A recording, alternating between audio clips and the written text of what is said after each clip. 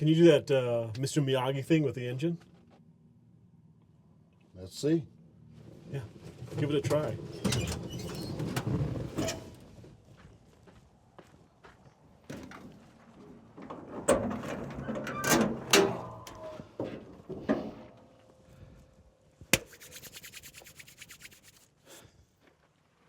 All right, try it now. All right, let's go.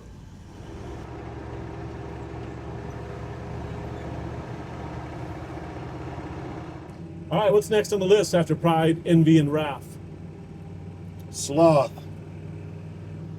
Wow. Really cutting it close now. Yeah, a little too close. How do you feel sloth like? Well, I'm in incredible physical condition. You saw me in the creek. But for me, it's more about the creative, about my writing. I just, I struggle to stay motivated, you know? I haven't written anything new in a long time, and I try to do something, but it's just hard for me to stay focused. Yeah. Yeah, that can be tough, if you don't have like an imposed deadline. Yeah, it kills me. And not just writing poetry, I get stuck on other stuff too. I tried writing a novel, tried writing a one-man show, I even tried writing a screenplay, but I just couldn't think of dialogue to write.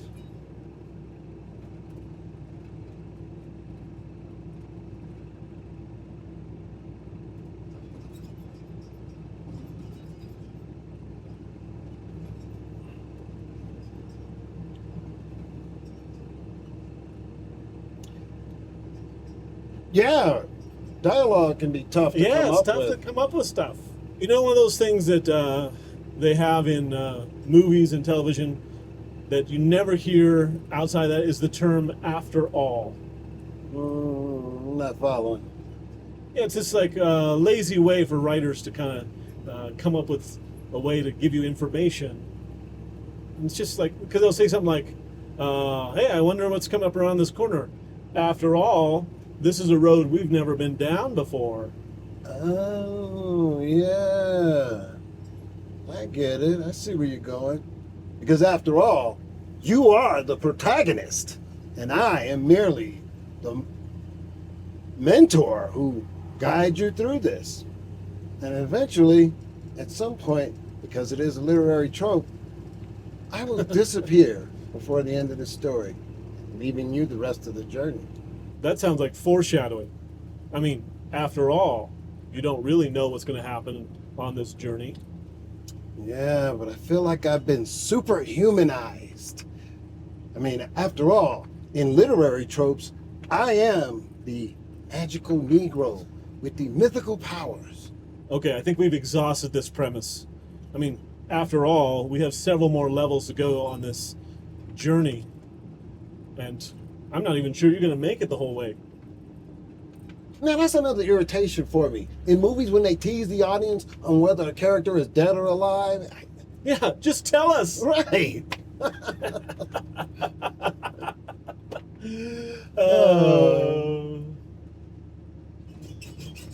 So, another element of slothfulness is not doing something for others. Are you doing that? Well, I have done something for others, but those others were sometimes doing others. Okay, back to that. Yeah, back to that. I gave up my whole world for her.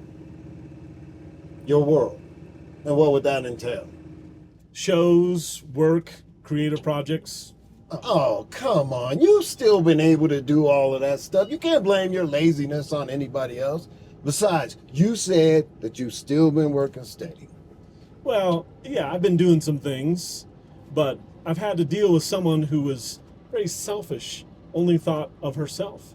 Why am I always asked to think of others? Why can't others think of others and think of me? Okay, now that sounds like circular reason. Thank you.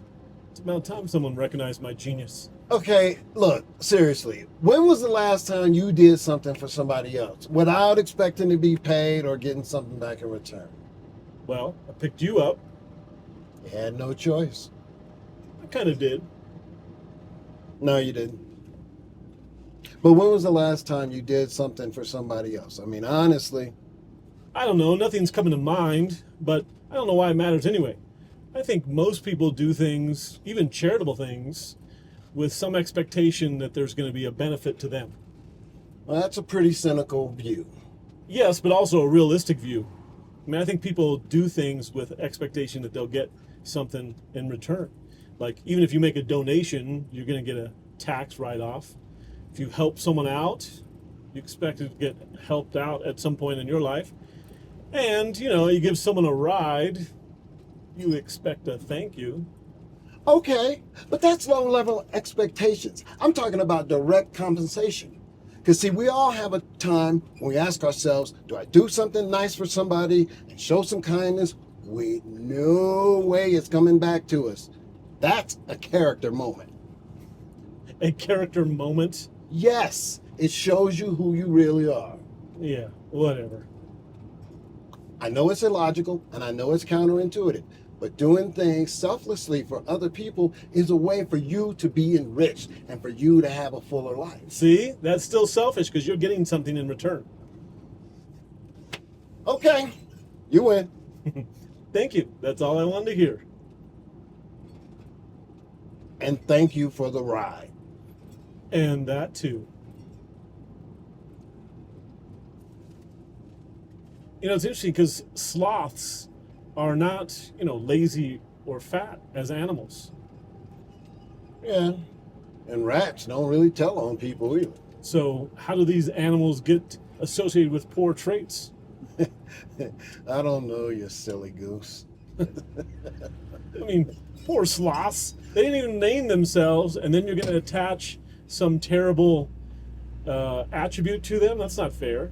You really seem upset by this. Yeah, I am, because I'm trying to draw attention away from, the slothsome,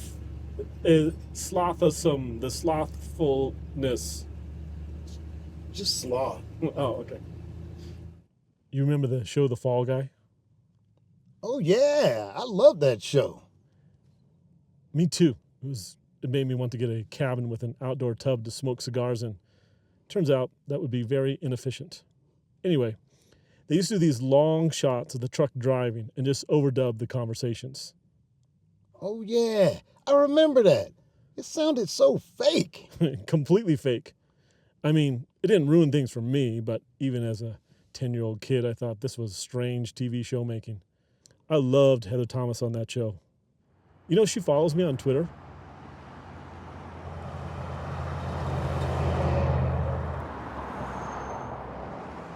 Something wrong? Yeah. Overheating and losing power. You or the truck? Both. I think it's time to put this thing out of its misery.